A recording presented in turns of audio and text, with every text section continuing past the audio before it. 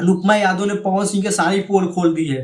समय किसी का नहीं है, जब समय पलटी ना तो अपने आप सबका औकात पता चल जाए। अनुपमा यादव ने ये भी कह रही है कि पवन सिंह का मत्ती मारा गया है, और सही बात है, उनकी मति किसी ने मार दी है बढ़िया। अब उनको पूजा पाठ करवाना पड़ेगा। भाई लोग इसी के बारे में जानने वाले कि अनुपमा यादव ने इंटरव्यू में क्या क्या बोली है पवन सिंह के बारे में, कैसा कैसा पोल खोली है। भाई सब ऐसा पोल खोली जिससे सुनने के बाद आपका भी पैरों तरह जमीन घिसक जाएगा। ऐसा शब्द और ऐसा पोल खोली है।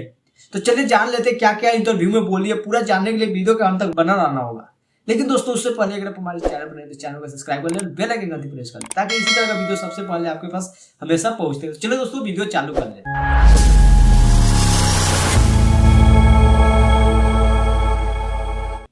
तो दोस्तों कल सोशल मीडिया पर एक इंटरव्यू वायरल हो रहा है जिसमें अनुपमा यादव ने बहुत बड़ी बड़ी आरोप लगाई है पवन सिंह के बारे में। सबसे पहले तो ये आरोप लगाई जाए कि पवन सिंह को जो दिल में बैठा के रखते हैं उनको घंटा फर्क नहीं पड़ता। जी को दिल में बसा के रखता है ना, जो उनको बहुत मानता है, उनको वो घंटा वैल्यू नहीं देता है।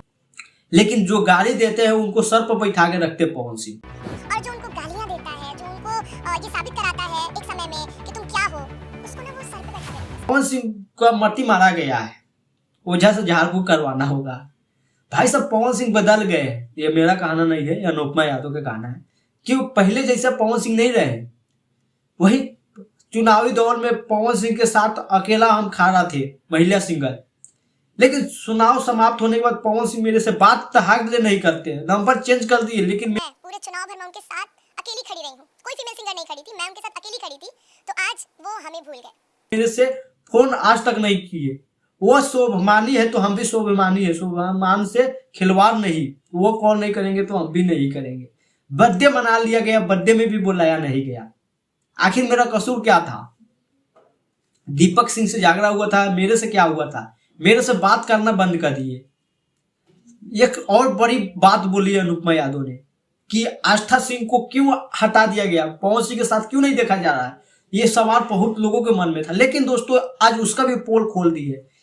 होता यह है कि एक वीडियो शूट होता है जिसमें आस्था सिंह को लगता है कि ये गाना थोड़ा अश्लील है, वीडियो इसमें वो क्लिप काट के हटा दिया जाए। लेकिन पवन सिंह माना कर देते कि नहीं, ये नहीं हटेगा। इसी वजह से आस्था सिंह काम करना छोड़ देती है पवन सिंह। ऐसे कर लो कि पवन सिंह हटा देते हैं, जो भी है। लेकिन यही है, ये सच्चाई है। बताइए, यहाँ तक भी बोलते हैं कि दिन रात पवन सिंह के साथ चुनावी दौर में हम खड़ा थे। लेकिन आज ऐसा समय आ गया कि पवन सिंह मेरे से बात तहारले नहीं करते हैं, नंबर सब चेंज कर दिए, लेकिन कभी कॉल नहीं करते मेरे पास। यहाँ तक आरोप लगा दिए। बताइए, वही अनुपमा यादव जो कि पहले आई थी तो पवन सिंह के साथ एकदम बॉस है बॉस। लेकिन आज ऐसा शब्द बताइए कि सुनने के बाद आप भी हैरान हो जाइए कि क्या है ये सब। वही ये भी पूछा गया है, मीडिया वाला ये पूछा था जब तुमको देशला गाय दिया बताई थी तो उसका भी एक्सप्लेन की थी कि उस समय हम लोग नया थे, डर था कि काम नहीं मिलेगा, इसलिए चुप थे। लेकिन आज सोचते हैं कि अगर काश उस समय बोले होते तो आज ये नौबत नहीं आया होता। दोस्तों आप लोग क्या सोचते हैं? क्या अनुपमा यादव ने जो आरोप लगाए है पवन सिंह को सच है? क्या पवन सिंह बदल गए हैं पहले के भांति? जो पवन सिंह पहले थे, जो चुनावी के बाद में बदल गए, वही पवन सिंह जो पहले मिट्टी से लगाव रखते थे, अपने भोजपुरी से लगाव रखते थे। लेकिन आज क्या नोविस्ता कि एक से एक लोग दूरियां बनाते गए, जितना उनके पास में है सब दूरियां बनते गए। पवन सिंह आज अकेले हो गए। क्या कारण है? यहाँ ज्योति सिंह को देख लो, वो उतना चाहते उसको भी हटा दिए। बाकी दोस्तों आप लोग क्या सोचते हैं पवन सिंह और अनुपमा यादव के बारे में? आप लोग अपना राय कमेंट में जरूर देगा। चलिए फिर मिलते हैं अगले वीडियो में। फिलहाल अभी के लिए इतना ही।